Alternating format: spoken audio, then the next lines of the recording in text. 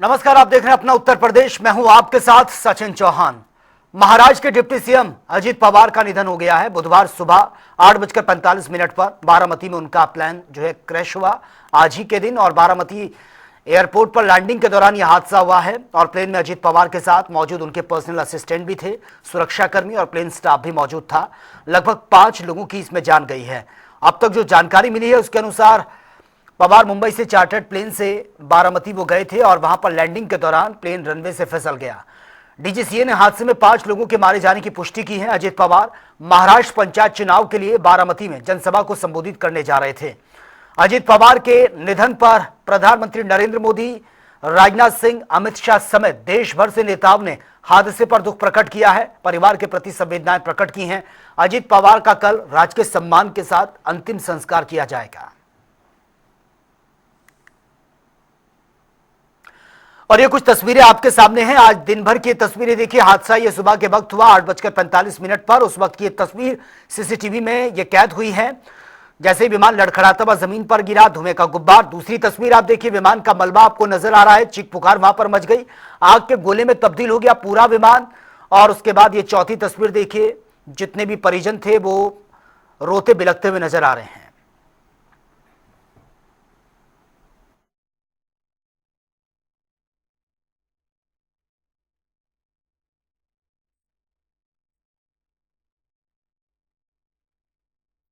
इन साथियों, आज क्या दिन हमारे लिए एक बड़ा दुख लेकर भी आया है। आज सुबह ही महाराष्ट्र में दुखद विमान दुर्घटना हुई है। इस दुर्घटना ने महाराष्ट्र के उप मुख्यमंत्री अजीत पवार जी और कुछ साथियों को हमसे छीन लिया है। अजीत दादा ने महाराष्ट्र और देश के विकास में अपना बड़ा योगदान दिया है। विशेष रूप से गांवों के जीवन को बेहतर बनाने के लिए उन्होंने हमेशा आगे बढ़कर काम किया। मैं अजीत पवार जी के परिवार के प्रति संवेदना व्यक्त करता हूं। जिन साथियों को हमने इस हादसे में खोया है, इस पीड़ा की घड़ी में हम सभी उनके परिजनों के साथ हैं। हमारे सामने आज प्रातःकाल ही एक दुखद समाचार भी प्राप्त हुआ। महाराष्ट्र के माननीय उप मुख्यमंत्री श्री अजीत पवार जी का एक प्लेन क्रैश होने की दुर्घटना में दुखद निधन का समाचार प्राप्त हुआ है। मैं इस अवसर पर स्वर्गीय अजीत पवार जी और उनके परिवार के प्रति अपनी संवेदना व्यक्त करते हुए उनकी स्मृतियों को नमन करता हूं। स्वर्गीय अजीत पवार और उनके साथ दिवंगत हुए सभी पुण्य आत्माओं के प्रति अपनी विनम्र श्रद्धांजलि भी अर्पित करता हूं। इस प्रकार से कोई घटना दुर्घटना हो जाएगी ऐसी कोई कल्पना भी नहीं कर सकता। लेकिन चुनाव प्रचार के लिए वह बारामती क्षेत्र में गए थे और बता रहे हैं कि लैंडिंग के समय विमान दुर्घटनाग्रस्त हो गया। वह और उनके साथ जितने भी लोग विमान में सवार थे उनका दुखद निधन हुआ है। मैं अजीत पवार जी और जो भी उस दुर्घटना में मारे गए उनको अपनी विनम्र श्रद्धांजलि अर्पित करता हूं और भगवान से बारंबार प्रार्थना करता हूं कि उन्हें अपने चरणों में स्थान दें। उनके परिजनों को, महाराष्ट्र की जनता को यह दुख सहने की सामर्थ्य प्रदान करें। दुखद समाचार महाराष्ट्र से प्राप्त हो रहा है। प्लेन दुर्घटना में महाराष्ट्र के माननीय उप मुख्यमंत्री श्री अजीत पवार जी के बारे में दुखद सूचना प्राप्त हो रही है। बहुत ही हृदय विदारक घटना है। मैं ईश्वर से प्रार्थना करता हूं कि उनके परिजनों को इस असहनीय पीड़ा को सहने की ताकत दें, उनके अनुयायियों को, उनकी पार्टी के सभी पदाधिकारियों को ईश्वर ताकत दे असहनीय पीड़ा को सहने की। और हमारी तरफ से पूरी संवेदनाएं हैं। हम सब श्री पवार जी के परिवार के साथ ही दुख की घड़ी में खड़े हैं। अत्यंत दिल हिला देने वाली घटना है। एक प्लेन क्रैश में हमारे महाराष्ट्र के डिप्टी सीएम जो बहुत दिनों से जनसेवा में रत थे, लगातार पिछले 8 बार वो विधायक रहे, एक बार सांसद रहे और महाराष्ट्र में इस समय डिप्टी चीफ मिनिस्टर के रूप में वो अपनी जिम्मेदारी का निर्वहन कर रहे थे। ये प्लेन हादसे ने एक बहुत बड़ा सदमा पहुंचाया है पूरे देश की राजनीति को और विशेष रूप से महाराष्ट्र की राजनीति। आज मैं समझता हूं कि ऐसे जनसेवा करने वाले लोग कम हैं जिसके पीछे इतनी बड़ी फॉलोइंग हो। बहुत दुखद है जो घटना हुई है, जिसमें जो खबर आ रही है, जो जानकारी मिली है, पवार परिवार के लिए बहुत दुखद घड़ी है। इस समय मैं यही प्रार्थना कर सकता हूं प्रभु से, भगवान से, कि ये जो दुख आया है इसकी सहन करने की शक्ति मिले। निश्चित तौर से बहुत ही दुखद घटना है। मैं अपनी शोक संवेदना प्रकट करता हूं और श्रद्धांजलि अर्पित करता हूं। बिल्कुल बिल्कुल, आखिर में इसके पहले भी गुजरात के मुख्यमंत्री विजय रूपाणी जी भी इसी तरह प्लेन क्रैश में उनकी भी दुर्घटना में वो बेचारे एक्सपायर किए थे, जो कि बहुत ही जन नेता थे गुजरात के। इसी प्रकार इस बार भी ये दुखद घटना घटी है। मुझे लगता है कि निश्चित तौर से इसकी जांच होनी चाहिए और निश्चित तौर से मैं समझता हूं कि ये बहुत ही दुखद है देश के लिए। दुर्भाग्य है कि हमारे वरिष्ठ नेतागण प्लेन क्रैश में जो देहांत हुआ है, इसके पहले हेलीकॉप्टर क्रैश में एक बार हमारे सीडीएस बिपिन रावत जी का भी देहांत हुआ था। मुझे लगता है सबकी बिल्कुल जांच होनी चाहिए और निश्चित तौर से ये बहुत ही दुखद घटना है। होनी चाहिए कि एयरक्राफ्ट में कहां से कैसे क्या गड़बड़ी हुई और इतना बड़ा हादसा हुआ। दूसरी बात, निश्चित रूप से बहुत ही दुखद घटना है। मैं अजीत पवार जी को अपनी श्रद्धांजलि अर्पित करता हूं और ईश्वर से प्रार्थना करता हूं कि उनके परिवार पर जो ये अपार कष्ट आया है उसको प्रभु सहन करने की शक्ति दे, लेकिन इसकी जांच होनी चाहिए। भारतीय राजनीति में इससे बड़ी क्षति नहीं हो सकती। बड़े जिंदा दिल इंसान, बहुत बड़ा नुकसान हुआ। मैं पर्सनली जानता था, उनको बारामती का राजा कहते थे, राजनीति का राजा कहते थे। आज एक राजा चले गए और उनके समर्थकों, उनके परिवार के लिए, क्योंकि ये बड़े दुख का पल है अपनों को खोना, तो उनके लिए भी जो है उनको ये दुख सहने की शक्ति मिले, उनको संबल मिले और वो इस पीड़ा से निकलकर आगे बढ़ पाएं। इसके लिए भी मैं पीड़ित परिवार को, दुखी परिवार को और उनके सब समर्थकों के लिए भी कुदरत से प्रार्थना करता हूं कि उनको हिम्मत दें। बहुत ही दुखद है, एक ऊर्जावान नेता की इस प्रकार से अचानक मौत हो जाना निश्चित रूप से बहुत दुखदाई है। और प्लेन का क्रैश होना बहुत ही, मतलब सुबह ही सुबह ऐसी न्यूज़ मिली कि बड़ा मन एकदम विचलित हो गया। और बहुत ही हमारी पूरी संवेदनाएं उनके परिवार के साथ हैं। ईश्वर उनको, बस यही दुआ है कि ईश्वर उनको अपने चरणों में वास दे। राजधानी लखनऊ में जल संरक्षण और जल प्रबंधन को लेकर एक अहम पहल के तहत वाटरशेड महोत्सव का आयोजन ये किया गया है। इंदिरा गांधी प्रतिष्ठान में आयोजित इस महोत्सव का भव्य उद्घाटन प्रदेश के जल शक्ति मंत्री स्वतंत्र देव सिंह ने किया है। वहीं कार्यक्रम में जल संकट, वर्षा जल संचयन और वाटरशेड विकास से जुड़ी योजनाओं पर विस्तार से चर्चा हुई है। इस दौरान बड़ी संख्या में अधिकारी, विशेषज्ञ और आमजन इस आयोजन में शामिल हुए हैं। वहीं कार्यक्रम को संबोधित करते हुए स्वतंत्र देव सिंह ने कहा कि जल संकट से निपटने के लिए वाटरशेड प्रबंधन एक प्रभावी माध्यम है। उन्होंने ये भी कहा कि सरकार द्वारा वर्षा जल संचयन, भूजल संरक्षण और ग्रामीण क्षेत्रों में जल संसाधनों के सतत विकास के लिए कई योजनाएं चलाई जा रही हैं।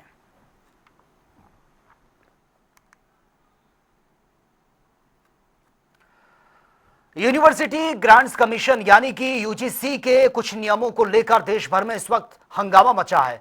उत्तर प्रदेश के भी हर जिले में हल्ला बोल प्रदर्शन ये देखने को मिल रहा है। टीवी स्क्रीन पर इस वक्त हम आपको कुछ जिलों की तस्वीरें दिखा रहे हैं जहां पर यूजीसी के नए नियमों को सवर्णों के लिए काला कानून बताते हुए विरोध प्रदर्शन ये किया जा रहा है और कई संगठन भी इसके खिलाफ सड़कों पर उतरते हुए नजर आ रहे हैं। वहीं राष्ट्रपति और प्रधानमंत्री के नाम जिला मुख्यालयों पर ज्ञापन भी सौंपा गया है और ये तस्वीरें आपके सामने कन्नौज, आगरा, बदायूं और कानपुर की तस्वीरें। इस यूजीसी को लेकर जमकर यह प्रदर्शन किया जा रहा है और सबसे ज्यादा गुस्सा जो जनरल कैटेगरी के हैं, सवर्ण हैं, उनमें सबसे ज्यादा गुस्सा देखने को मिल रहा है।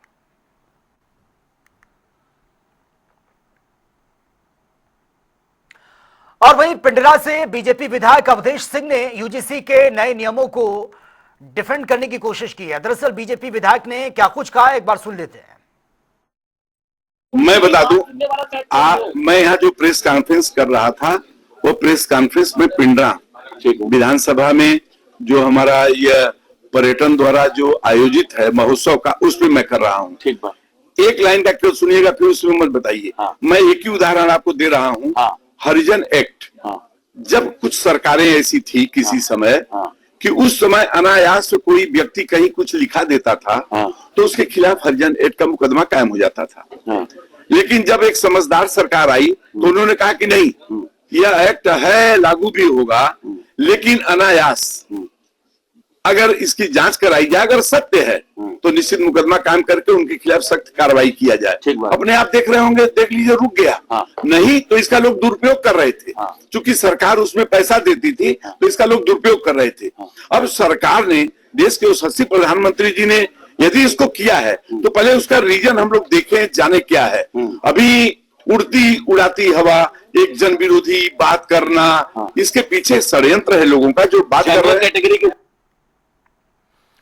और उधर फतेहपुर में राष्ट्रीय सड़क सुरक्षा माह के अंतर्गत आम जनों को यातायात नियमों के प्रति जागरूक करने और सड़क दुर्घटनाओं में कमी लाने के लिए परिवहन थीम के तहत जागरूकता रैली निकाली गई है। और वहीं संभागीय परिवहन अधिकारी, यातायात पुलिस ने एनसीसी कैडेट्स और स्कूली छात्र छात्राओं को हरी झंडी दिखाकर रैली को रवाना किया है और इस जागरूकता रैली के जरिए लोगों को ट्रैफिक नियमों के प्रति जागरूक किया जा रहा है। देखिए, 1 जनवरी से 31 जनवरी तक राष्ट्रीय सड़क सुरक्षा माह चलाया जा रहा है। इसका उद्देश्य यही है कि जो सड़क दुर्घटनाएं बढ़ रही हैं, लोगों का डेथ रेट बढ़ रहा है, उस पर कंट्रोल करना और लोगों को यातायात नियमों का पालन करने के लिए जागरूक करना। उसी के क्रम में आज जो है तांबेश्वर चौराहे से राजकीय इंटर कॉलेज तक एनसीसी कैडेट्स को साथ में लेते हुए मेरे और क्षेत्राधिकारी महोदय के साथ साथ हम लोगों ने परेड किया, रैली किया है और राजकीय इंटर कॉलेज पहुँच के सबको सड़क सुरक्षा की शपथ दिलाई है। ये यातायात नियम में इसका प्रचार प्रसार किया गया है। कानपुर देहात की अकबरपुर तहसील में अधिवक्ता समिति के चुनाव को लेकर सरगर्मियां तेज हो गई हैं। अध्यक्ष पद के लिए अकबरपुर तहसील के वरिष्ठ अधिवक्ता विपिन चंद्र दीक्षित ने अपना नामांकन पत्र दाखिल किया। वहीं नामांकन के दौरान अकबरपुर तहसील परिसर में उत्साह भी देखने को मिला है। यहां पर सैकड़ों की संख्या में अधिवक्ता उनके समर्थन में नजर आए हैं। नामांकन के बाद विपिन चंद्र दीक्षित ने अधिवक्ताओं से और समर्थन की अपील भी की है। उन्होंने कहा कि यदि उन्हें अध्यक्ष पद की जिम्मेदारी मिलती है तो अधिवक्ताओं की समस्या का त्वरित निराकरण कराना उनकी पहली प्राथमिकता होगी। और भूमि विकास बैंक के चुनाव में सपा ने सैफई, भरथना और बड़पुरा तीनों ब्लॉक में अपना दबदबा कायम रखा है और यहां पर सपा समर्थित तीनों प्रत्याशियों ने जीत भी दर्ज की है। सैफई में सपा समर्थित देवेंद्र कुमार की 456 वोट तो बीजेपी को महज 5 वोट ही मिले हैं। वहीं बड़पुरा में सपा प्रत्याशी चिम्मन सिंह को मिले हैं 302 वोट, जबकि बीजेपी प्रत्याशी को केवल 67 और भरथना में सपा समर्थित गोविंद सिंह ने 138 वोट के साथ बाजी मारी है। नामांकन के उपरांत आज 8 बजे से 4 बजे तक वोटिंग थी और हमारे कार्यकर्ताओं ने, नेताओं ने, स्थानीय पदाधिकारियों ने सबने मिलकर के जिस तरीके से चुनाव होता है मतदाता के पास गए, अपनी अपील की और आज वो लोग अपना वोट डालने आए और बड़े बहुमत से हमारे समाजवादी पार्टी के प्रत्याशी आदरणीय गोविंद यादव जी को भारी बहुमत से जिताने का भी काम किया और हम सब उनको बहुत बहुत बधाई देते हैं। मेरे साथ शासन से मंजूरी के बाद कानपुर देहात के अकबरपुर नगर पंचायत में विशाल कॉम्प्लेक्स के निर्माण की तैयारियां शुरू हो चुकी हैं। नगर पंचायत द्वारा इस कॉम्प्लेक्स में कुल 100 दुकानों के निर्माण का टारगेट रखा गया, जिसमें फिलहाल 20 दुकानों के निर्माण का जो काम है वो शुरू हो चुका है। और वहीं कॉम्प्लेक्स निर्माण से पहले अकबरपुर नगर पंचायत अध्यक्ष दीपाली सिंह ने आज विधिवत भूमि पूजन किया। आपको यह भी बता दें कि कॉम्प्लेक्स में दुकानों के साथ साथ वाहन पार्किंग की व्यवस्था भी की जाएगी, जिससे कस्बे में रोजाना लगने वाले एक जाम की समस्या से लोगों को निजात मिलती भी नजर आएगी। अकबरपुर की सब्जी मंडी में मार्केट बनना है, इससे हमारी टाउन एरिया की भी आमदनी बढ़े और हमारे जो नगर के वासी हैं उनको इसका लाभ मिलना चाहिए। बेचारे इधर उधर दुकानें लेते घूमते फिरते रहते हैं, इससे एक जगह स्थायी जो भी अपना बिजनेस करना चाहें सब्जी छोड़ के बाकी किसी चीज के लिए भी दुकानें लेना चाहें तो ले सकते हैं। यहाँ पर कॉम्प्लेक्स बनने जा रहा है, शॉपिंग कॉम्प्लेक्स। जैसा कि कई बार बोर्ड में प्रस्ताव हुआ कि यहाँ पर शॉपिंग कॉम्प्लेक्स बनाया जाए। इसमें 8 ब्लॉक हैं और ये पहले ब्लॉक का आज शिलान्यास किया जा रहा है। इसमें करीब 20 दुकानें रहेंगी। इसका मेन उद्देश्य ये रहेगा कि जैसे जिला मुख्यालय है ये, और जिला मुख्यालय के हिसाब से यहाँ पर मार्केट उतनी अच्छी भी नहीं है। जो मार्केट एरिया है तभी बीच शहर में है, वो भी उस लेवल की अभी नहीं है। ये क्योंकि रोड पर है, जगह अच्छी है, यहाँ पर बढ़िया दुकानें बनाई जाएंगी। इनको लोगों को बुलाया जाएगा कि इसमें लोग बिड करें, आमंत्रित हैं, सभी दुकानें किराए पर उठाई जाएंगी, जिससे दोनों लोगों को लाभ होगा। पहला लाभ तो नगर पंचायत को ये होगा कि इसकी आमदनी बढ़ेगी, टैक्स आएगा, किराया आएगा। दूसरी चीज ये है कि जिसको भी दुकान अलॉट होगी तो उम्मीद ये लगाई जा रही है, क्योंकि ये मेन स्ट्रीम में है रोड और बढ़िया कॉम्प्लेक्स बनेगा तो यहाँ पर उनका भी धंधा फलेगा फूलेगा। ये हमारी जैसा ही चेयरमैन साहब ने बताया और हमारे ईओ साहब ने बताया, ये स्टेट बैंक के बगल में ये नगर पंचायत की भूमि है। यहाँ पहले सब्जी मंडी लगती थी और जाम लगता था। नगर पंचायत बोर्ड ने प्रस्ताव करके सब्जी पुरानी जगह पे यथावत स्थापित कराई और यहाँ जाम से निजात दिलाई। अब जगह जो पड़ी है, सरकार की ये नीति है, PPP मॉडल चल रहा है और उसमें नगर पंचायत बोर्ड ने प्रस्ताव करके यहाँ इस 8 ब्लॉकों का यहाँ नक्शा बनवाया, जिसमें लगभग 100 दुकानों से अधिक दुकानें यहाँ बनेंगी 8 ब्लॉकों में। और जनता के ही सहयोग से ये व्यापारी बंदियों को, यहाँ की जनता को लाभ मिले, व्यापारियों को लाभ मिले और जाम से निजात मिले। यहाँ आधी जगह में मार्केट बनेगी और आधी जगह 30-30 फुट के रोड देकर और बाकायदे यहाँ पार्किंग की व्यवस्था देके यहाँ अच्छी कॉम्प्लेक्स और मार्केट का नगर पंचायत द्वारा निर्माण कराया जाएगा।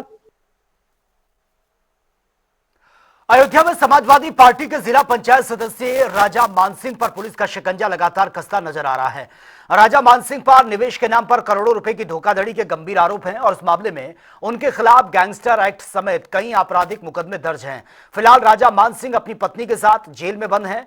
उधर मामले में एक नया मोड़ तब सामने आया जब राजा मानसिंह का करीबी सहयोगी उपदेश यादव फर्जी जमानत पत्र के सहारे जेल से बाहर आ गया और जांच में यह खुलासा हुआ कि उपदेश यादव की जमानत के लिए फर्जी दस्तावेज और फर्जी मोहर का इस्तेमाल किया गया था। इस गंभीर लापरवाही और आपराधिक साजिश के सामने आने के बाद एसएसपी अयोध्या ने पूरे मामले की जांच सीओ अयोध्या को सौंपी है। देखिए, जनपद अयोध्या के थाना पूरा कलंदर क्षेत्र के एक मुकदमे से संबंधित फर्जी जमानत पत्र, कूट रचित जमानत पत्र तैयार कर अपराधियों की, अभियुक्तों की बेल कराने के एक गिरोह के 5 व्यक्तियों को अरेस्ट किया गया है। जैसा कि आप अवगत हैं कि जनपद अयोध्या के एक गैंगस्टर एक्ट और बाकी मुकदमों से संबंधित एक अभियुक्त मान सिंह, जो कि जेल में निरुद्ध है, उसका एक सहयोगी उपदेश यादव, जिसके ऊपर पूर्व से ही 17 मुकदमे दर्ज है, वो एक मुकदमा अपराध संख्या 746/25 के तहत जेल में निरुद्ध था। कुछ दिन पूर्व माननीय न्यायालय से उसकी बेल हुई। बेल में जो जमानत परिपत्र दाखिल किए गए, ये सूचना प्राप्त हुई कि वो कूट रचित है और बिना जेन्युइन जमानतदारों के उसके सहयोगियों द्वारा एक गिरोह के माध्यम से कूट रचना करके माननीय न्यायालय में फर्जी जमानत पत्र दाखिल करते हुए उसकी जमानत प्राप्त की गई है। इस संबंध में सीओ अयोध्या से एक जांच कराई गई। ये जमानत परिपत्र और